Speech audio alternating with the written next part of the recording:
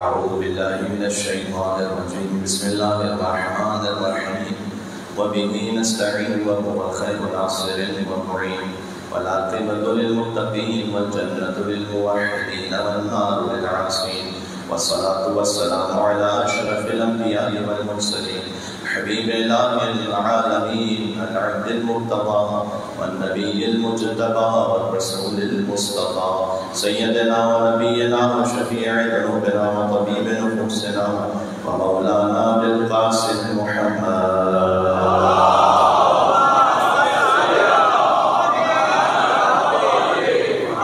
وعلى آله الطيبين الطاهرين المعصومين المظلومين المنتجبين المنتخبين الميامين اللهم صل وسلم وزد وبارك على صاحب الدعوة النبوية والصولة الحيدرية والعصمة الفاطمية والحلم الحسنية والشجاعة الحسينية والعبادة السجادية والمآثر الباقرية والآثار الجعفرية والعلوم الكاظمية والحجة الرضوية والجود التقوية والنقاءة النقوية والهيبة العسكرية والغيبة الإلهية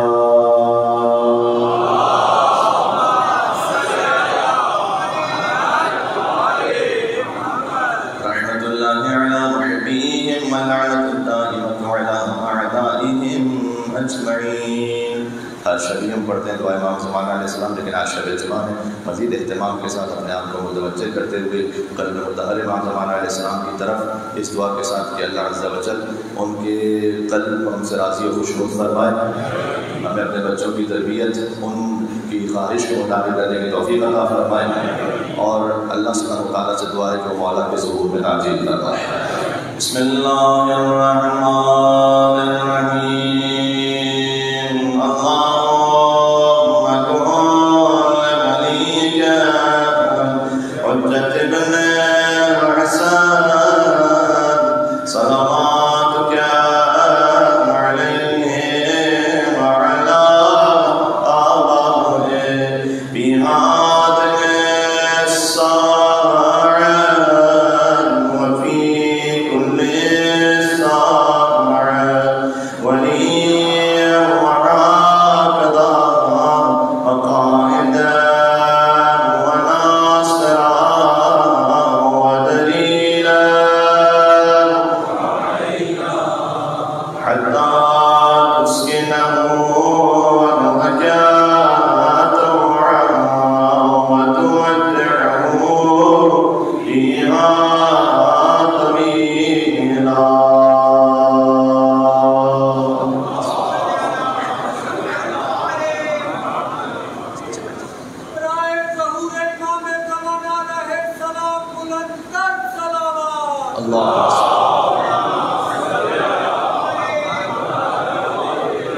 أما بعد فقد قال الله الحكيم بسم الله الرحمن الرحيم قال يا نوح إنه ليس من أهلك إنه عمل غير صالح فلا تسألني ما ليس لك به علم إني أعظك أن تكون من الجاهلين ولن ترى سنوات.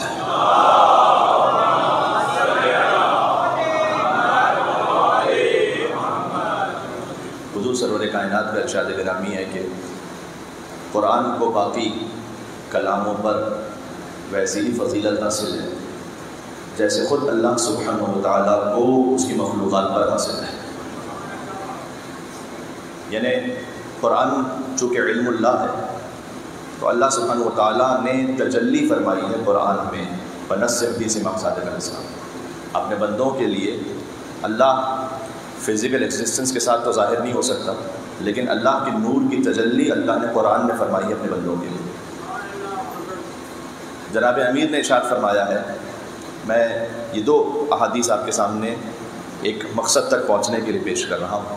جناب امیر علیہ السلام نے ارشاد فرمایا کہ قرآن پڑھا کرو اس لیے کہ قرآن وہ نصیحت کرنے والا ہے کہ جو تم سے کبھی خیانت نہیں کرے گا. کتنی مرتبہ ایسا ہوتا ہے کہ آپ کسی سے بات کرتے ہیں، وہ مشورہ لیتے ہیں تو یو آر ناٹ 100% شیور کہ یہ جو بات کہہ رہے ہیں یہ واقعاً بینی و بین اللہ امانت کے ساتھ کہہ رہے ہیں یا ان کا اپنا کوئی اور معاملہ ہے، کوئی اور انٹرسٹ ہے. کاروباری معاملات میں تو بہت ہوتا ہے ایسا، بعض اوقات فیملی میٹرز میں بھی ہوتا ہے۔ مولا علیہ السلام نے فرمایا کہ قرآن وہ نصیحت کرنے والا ہے کہ جس میں کوئی خیانت نہیں، اور وہ بات کرنے والا ہے کہ جس میں کوئی جھوٹ نہیں ہے، اور وہ ہدایت دینے والا ہے کہ جس کے ساتھ کبھی بھی گمراہی مکس نہیں ہے۔ ہاں، کبھی ہوتا ہے کہ ایک بات صحیح ہے لیکن اس کے ساتھ کچھ اور مکس بھی ہے، ہدایت و گمراہی، حق و باطل مکس ہے۔ مولانا نے کہا ایسا نہیں ہے، قرآن وہ نصیحت کرنے والا ہے کہ جس میں کوئی بھی خیانت نہیں ہے۔ اب مثال کے طور پر آپ سے کسی نے پوچھا کہ میں کیسا لگ رہا ہوں اس وقت، اور ہو سکتا ہے کہ وہ آپ کو اتنے کوئی خاص نہ لگ رہے ہوں، لیکن آپ دل رکھنے کے لیے کہیں گے کہ جناب ماشاء اللہ کیا ہی کہنے ہیں آپ کے۔ قرآن چونکہ ہدایت کی کتاب ہے نا، تو وہ دل رکھنے کے لیے معاملات کو نہیں بولتا۔ قرآن اسٹریٹ فارورڈ ہے، اور اس کا اسٹریٹ فارورڈ ہونا اس لیے ضروری ہے کہ اگر قرآن بھی تکلفات میں پڑ جائے تو پھر حق و باطل روشن کیسے ہوگا۔ اس طریقے سے ائمہ علیہ السلام کے لیے ہم کثیر تعداد میں روایات کو دیکھتے ہیں کہ کئی مرتبہ وہ اپنے فضل کا اظہار فرماتے تھے، یعنی مولا علیہ السلام خود یہ فرماتے تھے کہ انا لسان اللہ الناطق، میں اللہ کی بولتی ہوئی زبان ہوں، یا ید اللہ الباسطہ عین اللہ الناظرہ۔ معمولاً یہ اچھا نہیں سمجھا جاتا کہ انسان اپنی ہی خوبیاں خود دوسروں کے سامنے بیان کرتا پھرے، آداب کے خلاف ہے، لیکن ائمہ علیہ السلام کے بارے میں آپ کو کثرت سے ملے گا کہ اپنے علم کا اظہار فرمائیں گے، اپنی فضیلت کا اظہار فرمائیں گے، اللہ سبحانہ وتعالیٰ نے ہمیں متعین کیا ہے۔ یہ کیوں ہے؟ اس لیے کہ دیکھیں امامت کے معاملات میں تکلف نہیں ہے۔ امام علیہ السلام سے کوئی جا کے کہے گا کہ آپ مولا ہیں، آپ حجت خدا ہیں، تو امام سامنے سے پلٹ کر یہ نہیں کہیں گے کہ ارے نہیں نہیں کیسی بات کر دی آپ نے، میں کہاں اس قابل تھا، یہ تو آپ کا حسن نظر ہے۔ اس لیے اگر امام علیہ السلام اس طرح سے پلٹ کر جواب دینے لگیں تو پھر ہدایت میں کلیئرٹی نہیں رہے گی۔ بات واضح؟ اب اس آیت کو سنیے گا کہ جو سرنامہ کلام میں نے پڑھی ہے۔ اگر فرض کیجئے کہ ایک شخص کا آپ سے 20 سال کی رفاقت اس کا تعلق ہے، اور 20 سال تک آپ نے اس کی ہر بات مانی ہے، ہر کام اس کا کیا ہے، اور 20 سال بعد ایک ضرورت آپ کو ایسی پڑ جاتی ہے کہ آپ سے کہتے ہیں یار میرا یہ ایک کام کر دو، تو آپ کیا ایکسپیکٹ کرتے ہیں؟ ظاہر ہے یار میں نے 20 سال اس کی بات مانی ہے تو کم سے کم ایک بات تو یہ میری منہ کی بات رکھے گا۔ حضرت نوح علیہ السلام نے 950 سال تک اللہ کی بات مانی ہے۔ ذرا غور کیجیے گا، میں کچھ کہنے لگا ہوں، کل کی گفتگو سے مربوط ہو رہی میری بات۔ 950 سال تک لوگوں کے تانے سنے، تشنی سنی ہے، تن سنے، اے نوح یہ کہاں تم صحرا میں کشتی بنا رہے ہو، یہاں تو پانی کا کوئی تصور ہی نہیں ہے، کون سا طوفان آنے والا ہے۔ حضرت نوح علیہ السلام جب کشتی بناتے تھے تو ان پر بڑا طنز کیا جاتا تھا، تو حضرت نوح علیہ السلام اللہ سبحانہ وتعالیٰ کے حکم سے یہ کام کرتے رہے۔ اس میں بھی بڑی نصیحتیں ہیں، چونکہ شب جمعہ لہٰذا میں حضرت حجت علیہ السلام کے حوالے سے ان کی خدمت میں جملہ کہتا ہوں، مولانا امام زمان علیہ السلام کے نام پر مل کے صلوات دیجیے گا محمد و آل محمد۔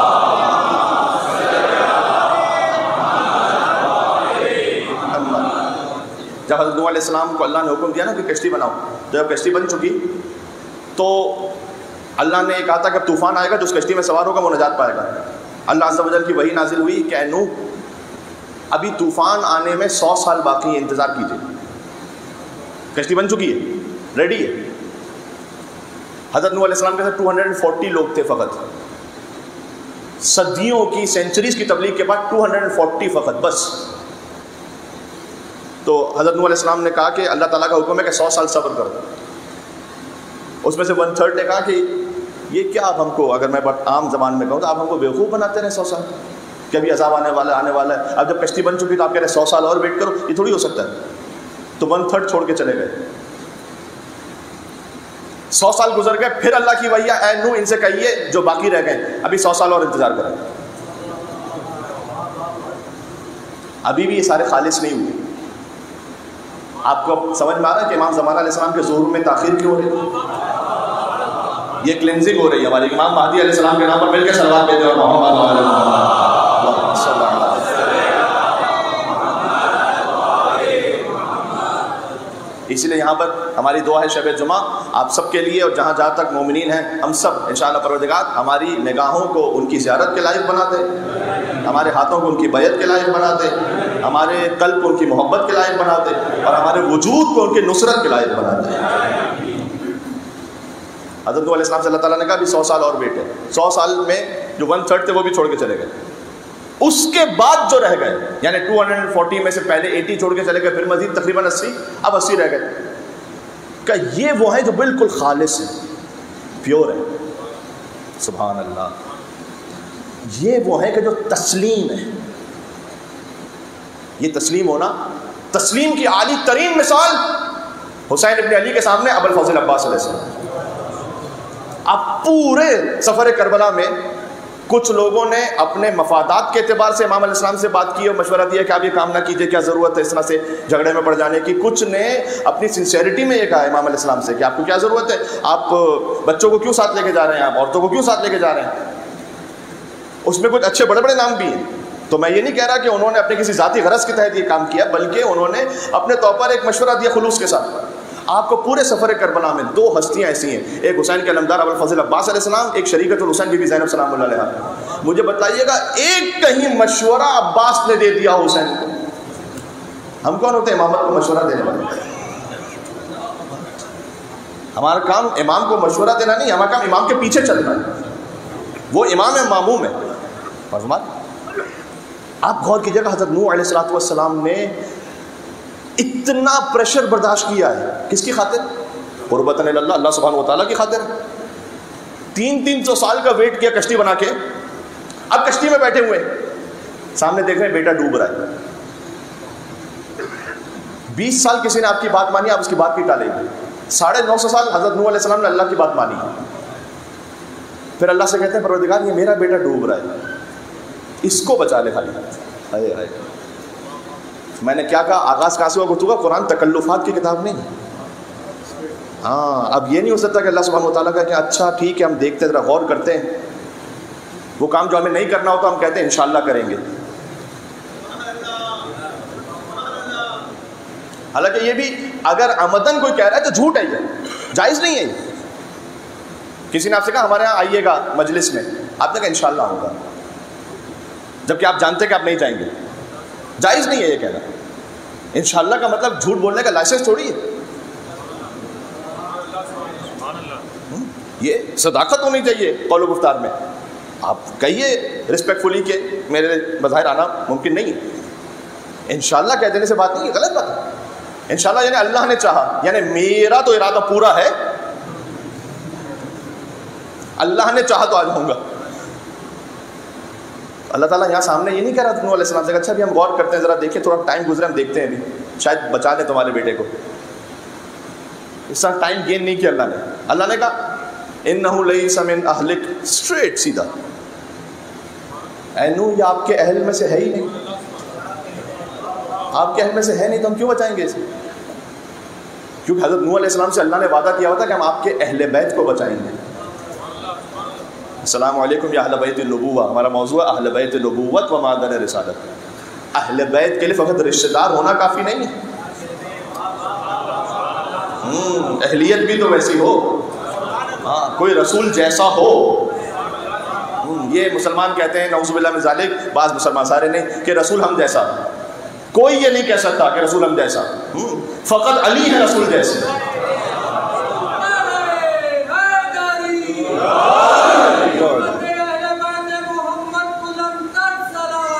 اللہ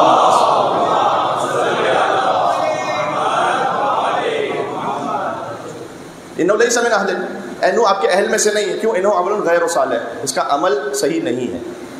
غور کیجیے گا, یہاں اللہ تعالیٰ نے, یہاں بلاغت ہے, یہاں اللہ تعالیٰ نے یہ نہیں کہا کہ اس کا ترجمہ بعض اوقات سمجھانے کے لیے ہوتا ہے کہ اس کا ایک عمل غیر صالح ہے اس لیے کہ آپ کو نہیں مانا اس نے.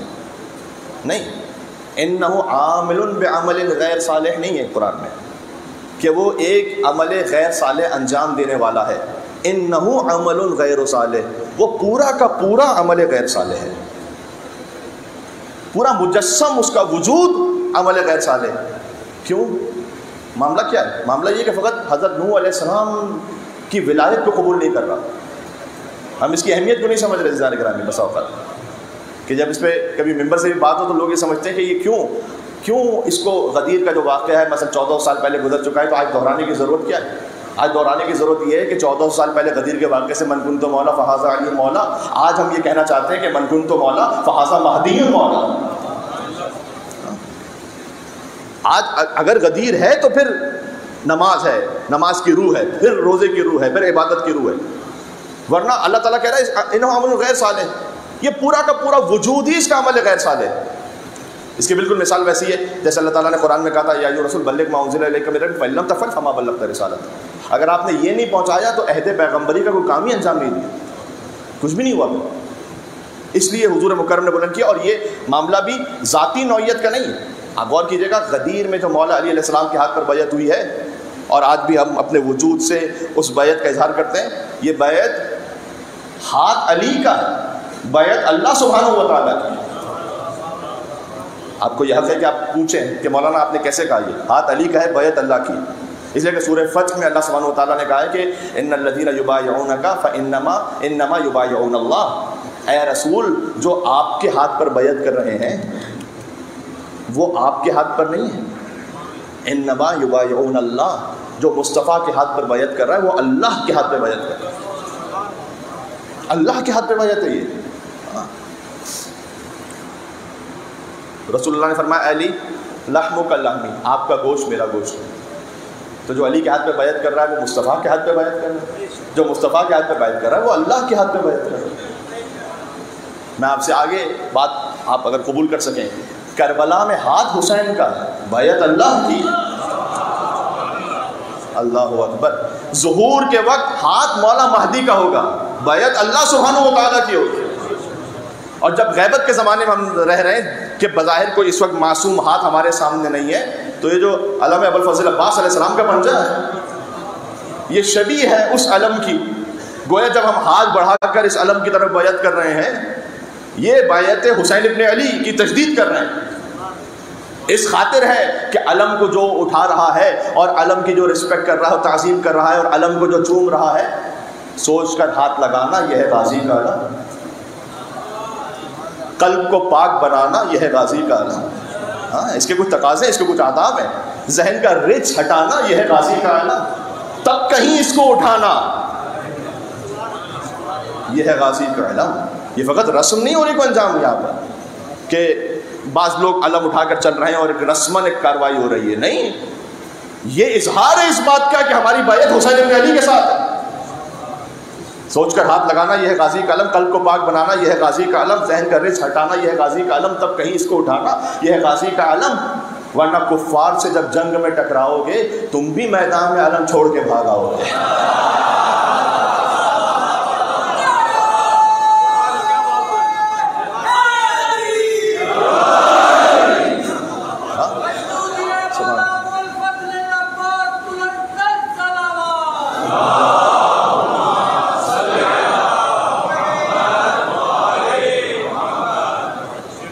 تو مولا کائنات علیہ السلام کا معاملہ ان کا ذاتی معاملہ نہیں ہے. علی ابن ابی طالب السلام کے ہاتھ پہ بیعت اللہ سبحانہ و تعالیٰ تک ہمیں پہنچا رہی ہے.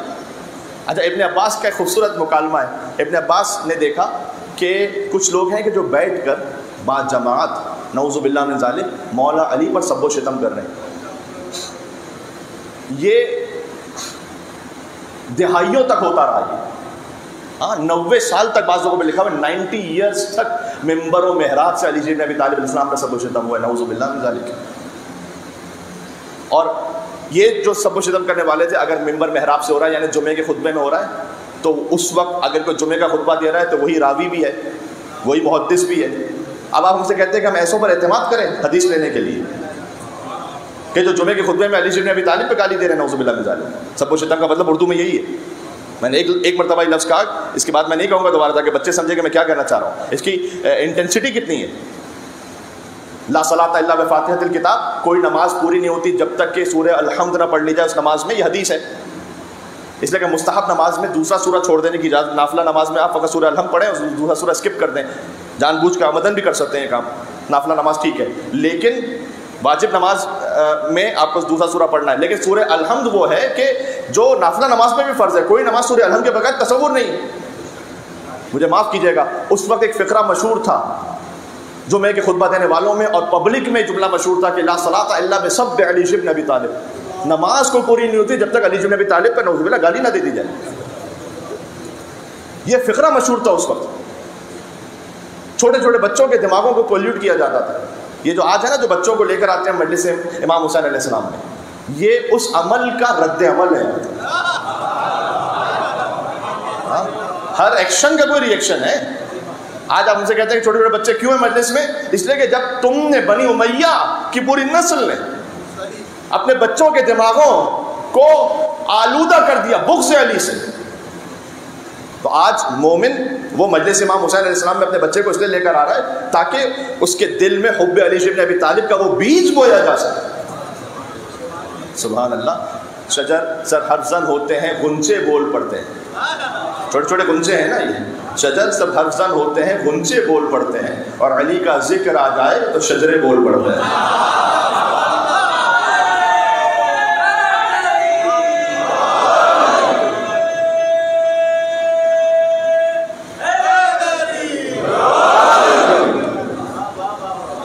ابن عباس نے دیکھا کہ ایک گروپ بیٹھا ہوا ہے جو مولا علیہ السلام پر سب و شتم کر رہا ہے. میں تو یہ جملہ ممبر سے اگر ڈائریکٹ کہتا نا تو لوگ کہتے ہیں کہ مولانا نے دیکھیں کیسا غلوف کیا ہے. اب ابن عباس نے کہا جو علی کے شاگرد خاص ہیں وہ گزر رہے ہیں ان لوگوں کے سامنے سے کہ جو مولا علیہ السلام کو برا بھلا کہہ رہے ہیں. ابن عباس نے رک کر کہا یہ کیا میں سن رہا ہوں کہ تم اللہ پر سب و شتم کر رہے ہو. کہا نہیں آپ کو غلط فہمی ہوئی ہے. روایت یہ آپ کو غلط فہمی, ہم تو علی پہ کر رہے ہیں سمجھ. تو ابن عباس نے کہا یہ میں کیا سن رہا ہوں, کیا تم رسول اللہ پر سب و شتم کر رہے ہو؟ کہا نہیں آپ سمجھے نہیں, ہم تو علی پہ کر رہے ہیں.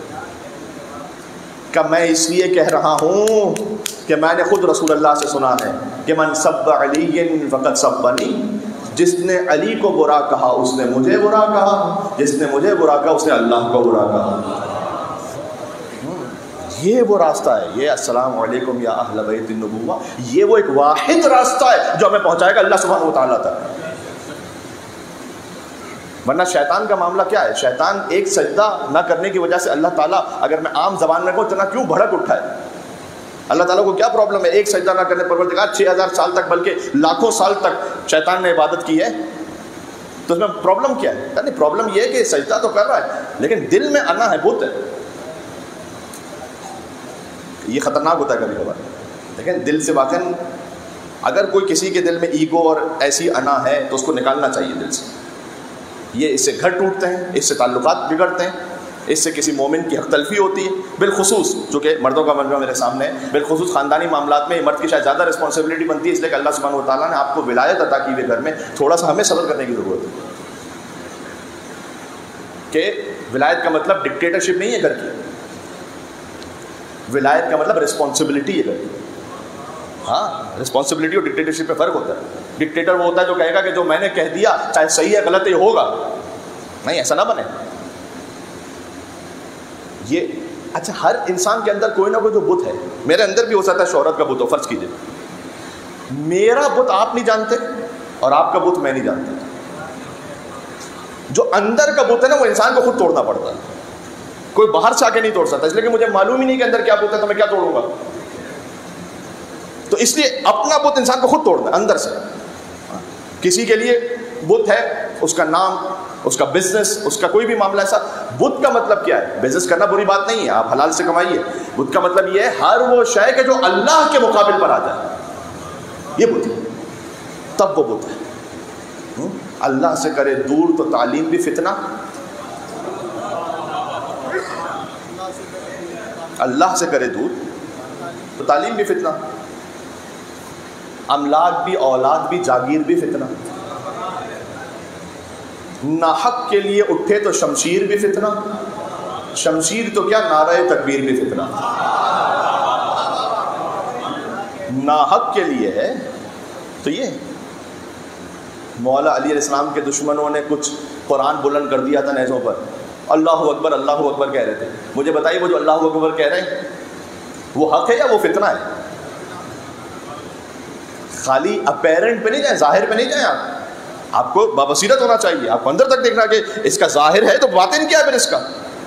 ہاں, اللہ سے کرے دور تو تعلیم میں فتنہ, ناحق کے لیے اٹھے تو شمشیر میں فتنہ, شمشیر تو کیا نعرہ تکبیر میں فتنہ. میں ایک جملہ کہنے لگا ہوں, علی کے دشمن کی زبان پر اگر پولیٹیکلی نعرہ تکبیر بھی آ رہا ہے تو وہ فتنہ ہے, اور علی ابن ابی طالب کے دست مبارک میں اگر ذوالفقار بھی ہے تو وہ فتنہ نہیں ہے, وہ رحمت پروردگار ہے, وہ مرضی پروردگار ہے. اس لیے کہ حجت خدا کے ہاتھ میں, فساد فی الارض کو ختم کر رہی ہے. ٹھیک, اب ایک تھوڑی سی بات سنیے گا کہ یہ جو میں نے بت کی بات کی، حضرت نوح علیہ السلام نے کہا کہ پروردگار یہ میرا بیٹا ہے، اللہ تعالیٰ نے کہا کہ تمہارا بیٹا نہیں ہے، اہل نہیں ہے۔ ایسی ایک دعا سملر حضرت ابراہیم علیہ السلام کی، جب حضرت ابراہیم علیہ السلام کو امامت عطا ہوئی، انی جاعلک للناس اماما قال ومن ذریتی، انہوں نے کہا پروردگار کیا میری نسل میں بھی کوئی امام ہے؟ قال لا ینال عہد الظالمین، کہ آپ کی نسل میں جو ظالم ہے نا وہ ہے آپ کی اولاد لیکن امام نہیں ہے۔ آپ کی اولاد میں فقط وہ امام ہے کہ جو ظالم نہیں ہے۔ ظالم کا مطلب خالی چاقو مار دینے والا نہیں، یہاں پر ان الشرک لظلم عظیم، اللہ تعالیٰ نے قرآن میں کہا شرک سب سے بڑا ظلم ہے، اور جو ظالم ہے وہ امام نہیں ہو سکتا۔ اس کا مطلب کوئی کبھی کسی زمانے میں مشرک رہا ہو، وہ بعد میں اسلام قبول کر کے رضی اللہ تعالی عنہ تو ہو سکتے ہیں، امام نہیں ہو سکتے۔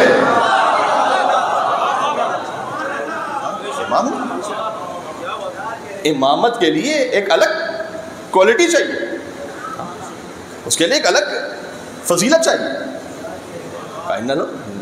حضرت ابراہیم علیہ السلام نے ایک اور دعا کی تھی، سورہ ابراہیم کی آیت نمبر 35، نوٹ کیجئے گا، جا کے دیکھیے گا۔ کہتے ہیں پروردگار اس مکہ کو شہر امن بنا دے، اللہ تعالیٰ نے دعا قبول کی، والتین والزیتون وطور سین وہذا البلد الامین، مکہ کو کا شہر امن۔ اور ایک اور دعا کی، وجنبنی وبنی ان نعبد الاصنام، اور مجھے بچا لے اور میرے بچوں کو، بیٹوں کو، اولادوں کو بچا لے، ان نعبد الاصنام، کہ ہم بت پرستی نہ کریں۔ سوال، ابراہیم علیہ السلام کی دعا اللہ نے قبول کی ہے یا نہیں کی ہے؟ تو جا کر دیکھیے گا، اولاد ابراہیم، پورا عرب تو اپنے آپ کو اولاد ابراہیم کہتا تھا، اور پورا عرب بت پرستی میں مبتلا تھا۔ تو حضرت ابراہیم علیہ السلام کہتے ہیں پروردگار میرے بچوں میں بت پرستی نہ آئے، تو پورا عرب کیسے بت پرستی کر رہا ہے؟ مسئلہ وہی ہے کہ بچے ہیں، اہل نہیں ہیں، سارے بچے اہل نہیں ہیں۔ عربوں کی بت پرستی جو نا ایک پورا ٹاپک ہے پڑھنے والا، ایک بڑا فیسینیٹنگ ٹاپک بھی ہے یہ، کہ وہ کیسے بت بناتے تھے، اس کا مقصد کیا ہوتا تھا۔ عربوں میں حضرت عدنان تک جو جنریشن پہنچی اسماعیل علیہ السلام سے، حضرت عدنان کے بعد عدنان کے 4 پوتے تھے، ربیعہ، مضر، ایاد اور انار۔ ایاد الف یاد الف دال۔ انار کے بارے میں کہا گیا کہ ان کی کوئی اولاد نہیں تھی، ایاد کے بارے میں کہا گیا کہ ان کی اولاد کا پتہ نہیں چلا کہ وہ کہاں جا کے سیٹل ہو گئی۔ جتنے حجاز میں، جو اس کو آج ہم سعودی عرب کہتے ہیں، وہاں پر جو کوئی تھا وہ یا ربیعہ کی اولاد میں سے تھا یا مضر کی اولاد میں سے تھا۔ ان میں سے ہر ایک پھر الگ سب قبیلے تھے، سینکڑوں قبیلے، اور ہر قبیلے کا اپنا اپنا بت تھا ایک۔ اچھا، سب سے پہلے عامر بن لحی بن حارثہ، اس نے سب سے بڑا بت حبل بنایا، اور حبل بنا کے رکھا اس نے، اور کہتا تھا اعلیٰ حبل، بلندی و حبل کے لیے۔ اور اس نے سارے قبیلوں سے کہا، اس لیے کہ ہر قبیلے کا سردار وہ پرستش کرواتا تھا اپنے قبیلے کو اپنے بت کی۔ تو اس نے یہ کہا کہ دیکھو تم اپنے اپنے بتوں کو تو پوجو، لیکن یہ سب سے بڑا بت ہے، اس پر اتحاد کرو۔ تو اس نے عربوں کا اتحاد قائم کیا بت پرستی پر۔ یہ بھی ذرا غور کیجیے گا، اتحاد، ہر اتحاد اچھا نہیں ہوتا، وہ دیکھنا ہے کہ آپ کس خاطر اتحاد ہو رہا ہے، کس سبب سے اتحاد ہو رہا ہے۔ تو وہ بت پرستی کو نے کہا کہ بھائی یہ سارے ہم سب متحد ہوں گے حبل کے نام پر۔ پھر اس کے بعد انہوں نے اسی نے ایک نائلہ بت بنایا، نائلہ دیوی تھی، فیمیل بت، وہ زمزم کے پاس نے رکھا، جوان عورت کی صورت میں۔ ایک اصاف تھا، پھر یعوق شیر کی طرح تھا، یغوث گھوڑے کی طرح تھا، ود ایک جوان کی طرح تھا، پھر نصر ایک اور دیوی تھی۔ اس طرح کے بت الگ الگ قبیلوں کے بنتے گئے۔ اس طرح سے پھر ہر قبیلے نے کہا کہ ہمارا ایک پیچ اپ ہونا چاہیے کسی اور قبیلے کے ساتھ۔ تو اوس و خزرج وہ پوچھتے تھے عزا کو، اور قریش اور کنانہ پوچھتے تھے منات کو، اور بنو ثقیف پوچھتے تھے لات کو۔ اس طرح سے ہر ایک کا اپنا اپنا اپنا ایک بت تھا پورا، اور جن کے پاس جگہ نہیں بچی تھی کہ وہ خانہ کعبہ میں بت رکھ سکیں، میں آپ کو ایک خاص نقطے کی طرف لے جانا چاہتا ہوں، بہت غور کیجیے گا۔ جن کے پاس جگہ نہیں بچی تھی کہ خانہ کعبہ میں بت رکھ سکیں، انہوں نے بت بنانے والوں سے یہ کہا تھا کہ چھوٹے چھوٹے سائز کے بت بناؤ، ہماری آستینوں میں ہو۔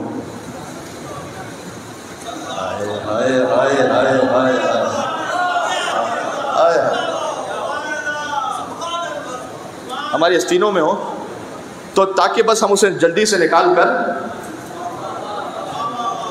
اقبال نے ویسے ہی تھوڑی کہا تھا اگرچہ بت ہیں جماعت کی آستینوں میں، مجھے ہے حکم ازاں لا الہ الا اللہ۔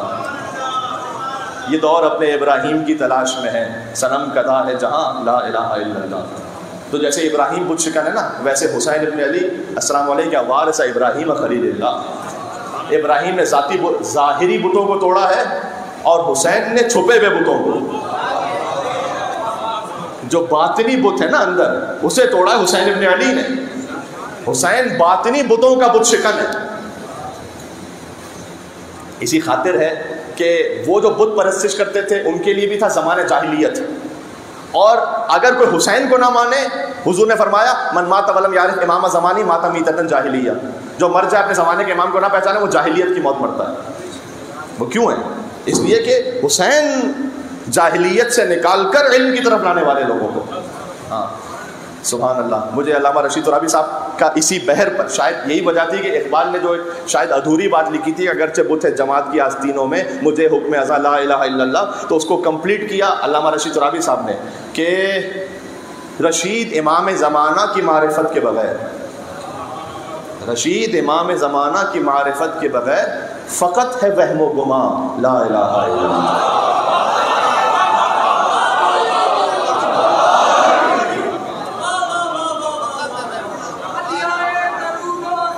کیا بات ہے، سبحان اللہ۔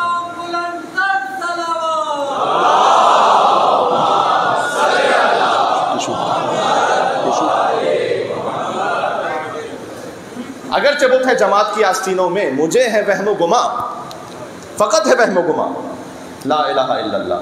حضرت علامہ رشید ترابی صاحب کی روح کو ایصال ثواب کرتے ہوئے وہ کہتے ہیں کہ محمد و علی و فاطمہ حسین و حسن، محمد و علی و فاطمہ حسین و حسن کدھر ہے کہکشاں لا الہ الا اللہ۔ اور خدا کی راہ میں کٹتی ہے یوں شب ہجرت، نفس نفس پہ جنا لا الہ الا اللہ۔ علی ایک ایک سانس میں جنت خرید رہے تھے، سبحان اللہ۔ حسین ابن علی۔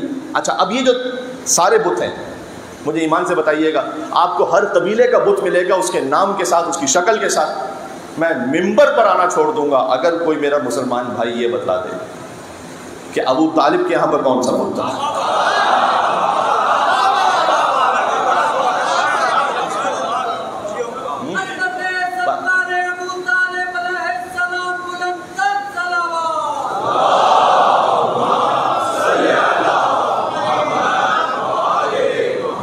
میں ممبر پر آنا چھوڑ دوں گا، مجھے بتلائیے کہ اگر ابو طالب السلام کے خانوادے میں کوئی بت تھا، اگر نہیں تھا تو مانو کہ جب پورا عرب بت پرست تھا وہاں فقط علی کا باپ وہ تھا کہ جو موحد بھی تھا، اس لیے کہ بت شکن کا باپ تھا۔ اس لیے آپ کو حضرت ابو طالب السلام کے خانوادے کا کوئی بت نہیں ملے گا۔ اور اسی لیے اسی خاطر ہے کہ دعوت ذوالعشیرہ اللہ کا پیغام ہے نا، اللہ کا پیغام پہلا وہ اللہ کے گھر میں اناؤنسمنٹ ہونا چاہیے تھا، لیکن اللہ کے گھر میں اناؤنسمنٹ نہیں ہے، ابو طالب کے گھر میں اناؤنسمنٹ ہے۔ اس لیے کہ رحمان کے گھر بت تھے، عمران کے گھر بت نہیں تھے۔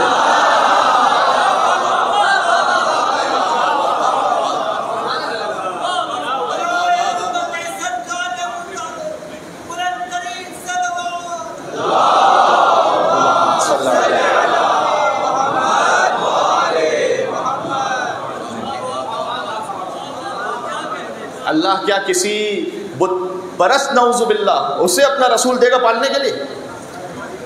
اس لیے رحمان کے گھر بت تھے، عمران کے گھر بت نہیں تھے۔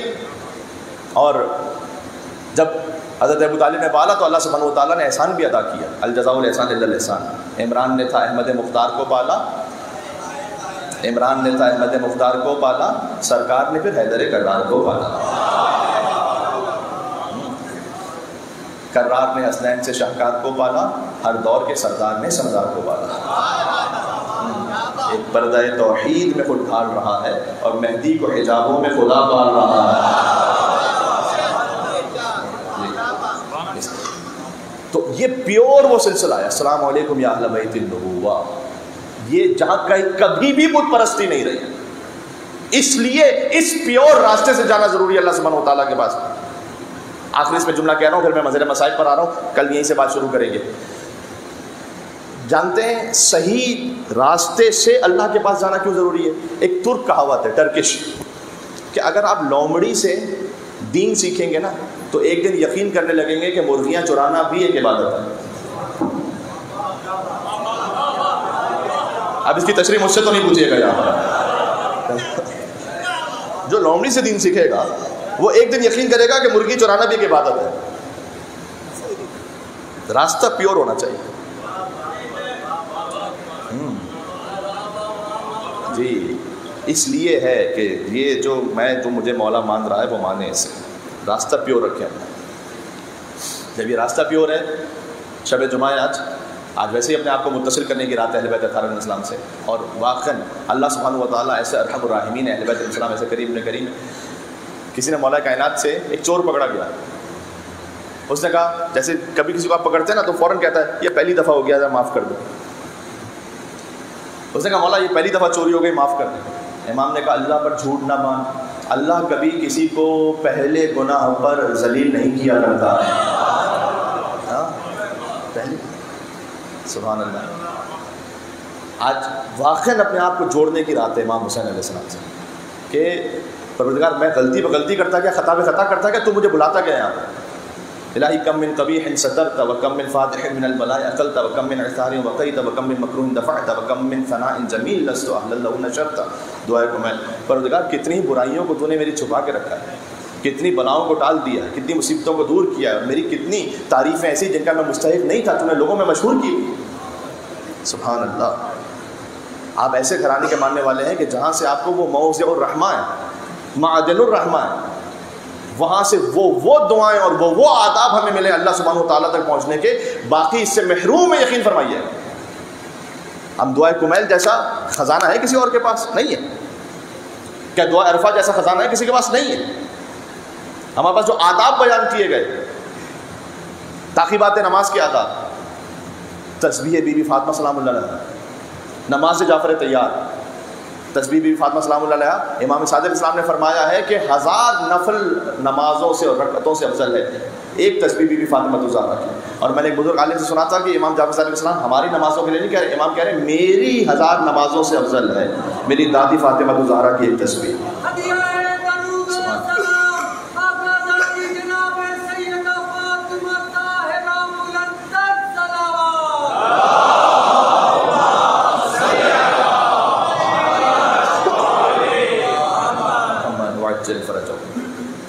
تو اس لیے یہ سارے تحفے ملے ہوئے ہیں. سب سے پہلی بات اور ضرورت اس بات کی ہے کہ نفس پاک ہو کہ یہ سارے تحفے ہم پر اثر کر سکیں. مثال ایک دفعہ میں بہت پہلے دے چکا ہوں کہ جب بار بار کنویں سے پانی نکالا جائے، کنویں کا پانی صاف نہ ہو تو سوال یہ ہے کہ کنویں سے کتا بھی نکالا یا نہیں نکالا ہے. ہاں، ایک کتا کنویں میں گر گیا تو کسی نے کہا 10 ڈول نکال لو تو کافی ہے، پانی صاف ہو جائے گا. اچھا پانی تھوڑی دیر کے لیے صاف ہوا پھر گندا ہو گیا، کہ 10 ڈول سے کام نہیں چلے گا، 100 ڈول نکالو. 100 ڈول نکالے پھر بھی کچھ دیر کے لیے پانی صاف پھر گندا. تو ایک حکیم صاحب گزر رہے تو انہوں نے کہا تو پانی تو نکال رہے ہو، پہلے دیکھو کتا بھی نکال رہا ہے اندر سے یا نہیں نکال رہا. تو اندر سے یہ جو رجس ہے، نجاست ہے، حسد ہے، تکبر ہے، یہ سب ایگو ہے، قطع رحمی ہے، یہ سب نجاستیں نکلی ہیں. تو پھر ذکر امام حسین علیہ السلام کی تاثیر ہے یہاں، پھر قلب میں تاثیر ہے. شب جمعہ ویسے ہی امام حسین علیہ السلام کی زیارت کی رات ہے. ابھی میں کچھ احادیث دیکھ کر آ رہا ہوں. شب جمعہ اللہ انبیاء کو، اوصیاء کو، ملائکہ کو بھیجتا ہے حسین ابن علی کی زیارت پر. امام نے فرمایا کہ آسمانوں میں اور زمین میں کوئی نبی ایسا نہیں کہ جو تڑپتا ہو کہ پروردگار تو مجھے اذن دے کہ میں جاؤں حسین کی زیارت پر. سب سے بڑھ کر حسین کی ماں فاطمہ الزہرا وہاں پر حاضر ہوتی ہیں. تحضر عند قبر ابنہا، وہ خود اپنے بیٹے کی قبر پر حاضر ہوتی ہیں. وتستغفر لزوارہ، اور وہ اپنے حسین کے زائرین کے لیے استغفار کرتی ہیں. بی بی فاطمہ الزہرا استغفار کرتی ہیں حسین کے زائرین کے لیے. یا اللہ، ایک مرتبہ یہ کہ ہم معافی مانگے اپنے گناہوں کی، ایک مرتبہ یہ کہ بی بی فاطمہ الزہرا کا پروردگار یہ میرے حسین کا چونکہ ظاہر ہے تو میں معافی مانگ رہی ہوں اس کے لیے کہ تو اس کے گناہوں کو معاف کر دے، میں مغفرت طلب کر رہی ہوں. اللہ اکبر، اللہ اکبر. اس لیے یہ شب جمعہ وہ بھی عشر امام حسین علیہ السلام میں شب جمعہ نصیب ہو جائے. عزیزان گرامی، یہ اپنے آپ کو بدلنے والی رات ہے. اور آج اس فرش عزا پر میں اپنے آپ سے بھی کہہ رہا ہوں اور آپ سے بھی کہہ رہا ہوں، میں نے کہا ہر ایک اپنے آپ کے بت کو خود جانتا ہے. بات یہیں پر کنکلوڈ ہو رہی ہے. اگر ہم ایک وعدہ کر سکیں، ہر ایک اپنے اپنے طور پر، کسی کو بولنے کی بھی ضرورت نہیں ہے، اپنے اپنے دل میں کہ ایک بری عادت ہے میری فلاں کوئی بھی عادت نہیں. میں آج شب جمعہ جب اس فرش سے اٹھوں گا تو امام حسین کی خاطر اس بری عادت کو چھوڑ کر اٹھوں گا, یہ نیت کر کے میں اٹھ رہا ہوں. ایک کسی کی بد نظری بری عادت ہے, کسی کا غصہ بری عادت ہے, کسی کے زبان پر سب و شتم گالی بری عادت ہے, جس کی جو بری عادت ہے, ایک کوئی اپنی عادت کو جو نجاست اندر سے وہ نکال کے اٹھے. یا شب جمعہ کا پیغام ہو گیا. آپ میں سے کوئی نعرہ حیدری کہہ دے, میں چاہتا یہ ہوں کہ امام علی علیہ السلام کے نعرے سے اس بات کو ہم اختتام کریں تاکہ وعدہ پورا ہو, پکا ہو.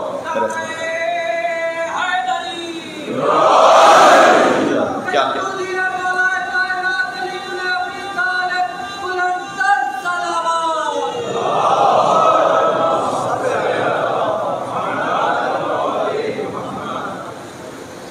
حسین کربلا پہنچ گئے, 2 محرم الحرام کو پہنچے, اور ایک مقام پر امام حسین علیہ السلام نے سواری کے 7 جانور بدلے.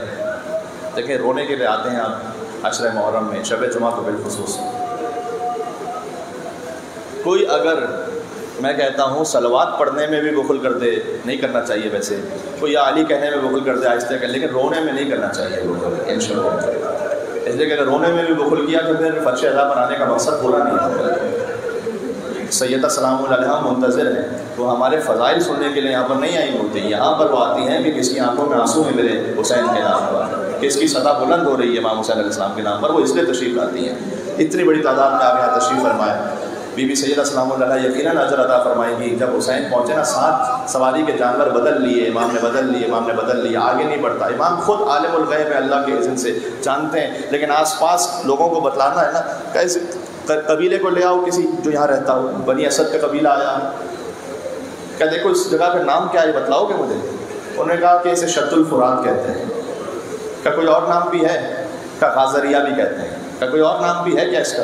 تو ایک بہت بوڑھا انسان آیا, اس نے آ کے کہا کہ میں نے اپنے بھی بوڑھوں بزرگوں سے سن رکھا تھا کہ اسے کرب و بلا بھی کہتے ہیں. امام نے کہا ہذا ارض کرب و بلا, یہ کرب اور بلا کی سرزمین ہے. ہونا وحد و رحال لینا, یہیں پر ہمارے خیمے لگائے جائیں, اور مصفے کو دما لینا, یہیں پر ہمارا خون بہایا جائے. بس ابھی قیام کا ارادہ کیا تھا کہ بی بی فضا آئیں اور آ کے کہا کہ شہزادی زینب نے آپ کو یاد فرمایا. امام اپنی خواہر کے قریب پہنچے, فرمایا بہن آپ نے یاد فرمایا. کہ بھیا یہ کہاں قیام کا ارادہ کر لیا؟ اس لیے کہ کسی بیوی کے رونے کی آواز میرے کانوں میں آ رہی ہے. کہ زینب یہ کسی اور کی نہیں, ہماری ماں فاطمہ الزہرا کی آواز ہے. حسین مدینہ سے چلے ہیں, فاطمہ کی روح ساتھ ساتھ چلی ہے. یا فاطمہ الزہرا سلام اللہ علیہا. شب جمعہ بی بی سیدہ سلام اللہ علیہا کو قرصہ پیش کرنا ہے. اس کے بعد بنی اسد والوں سے زمین خریدی, انہی کو ہبا کی, تحفے میں دی. کہ مولا آپ زمین کیوں خرید رہے ہیں, آپ ہمارے مہمان ہیں, نواز رسول ہیں آپ. کہ نہیں, مجھے چند دنوں کے لیے یہاں نہیں رکنا, مجھے قیامت تک کے لیے یہیں قیام کرنا ہے. زمین خریدی, اس کے بعد تحفے میں دے دی. لیکن تحفے میں ایک ساتھ میں شرط رکھی امام نے کہ دیکھو اگر میرا کوئی زائر میری زیارت کے لیے آئے نا, کتنے زائرین مجھے داہنے بہانے نظر آ رہے ہیں, آپ کا کیا مقام ہے عزیزوں. حسین نے کربلا پہنچنے کے بعد سب سے پہلے جسے یاد کیا ہے, حسین نے سب سے پہلے جسے یاد کیا ہے وہ اپنا زائر ہے. فرمایا کہ میرا زائر یہاں پر آئے تو اسے میری قبر کا نشان بتانا. آج تو آپ کو دور سے گنبد نظر آتا ہے نا, اس زمانے میں حسین کا گنبد نہیں تھا. کوئی لوگ ڈھونڈتے تھے کہ قبر حسین کہاں پر ہے, تو کوئی ڈھونڈتے ڈھونڈتے آئے تو اسے بتانا فاطمہ کا لال یہاں مارا گیا. اسے 3 دن تک کھانا کھلانا, 3 دن تک پانی پلانا. یہ جو 40 پر نام امام حسین کے صدقے میں موقف لگتے ہیں نجف سے کربلا, کوئی ظاہر پیاسا نہیں رہتا, کوئی ظاہر بھوکا نہیں رہتا. یہ امام حسین کی وصیت کا صدقہ ہے. امام نے کہا تھا میرے ظاہر کے لیے کھانے کا اہتمام کرنا, پانی کا اہتمام کرنا. وہ حسین جو خود 3 دن کے پیاسے رہنے والے تھے, وہ کہتے تھے میرا ظاہر کوئی پیاسا نہ رہنے پائے. میں نے کربلا میں مجلس پڑھتے ہوئے جملہ کہا تھا, بڑی دقت ہوئی تھی, آپ تک بھی یہاں پہنچاتا ہوں. میں نے پہلے تو یہ پوچھا کہ دیکھیں کوئی پیاسا تو نظر نہیں آ رہا, ہاں یہاں کوئی ظاہر پیاسا نہیں ہے. اچھا یہاں کوئی مستور بے رضا تو نظر نہیں آ رہی. یہی کربلا تھا کہ کربلا میں زینب کی چادر, حسین کی بہنوں کی چادر چھین لی گئی تھی. وہاں کربلا میں آپ کو ظاہر نظر آئیں گے, ان کے ساتھ چھوٹے چھوٹے بچے بھی ہوتے, کوئی ظاہروں کو تماچے مارنے والا تو نہیں ہے. اسی کربلا کے مقتل میں حسین کی 4 سال کی بچی کو اتنے تماچے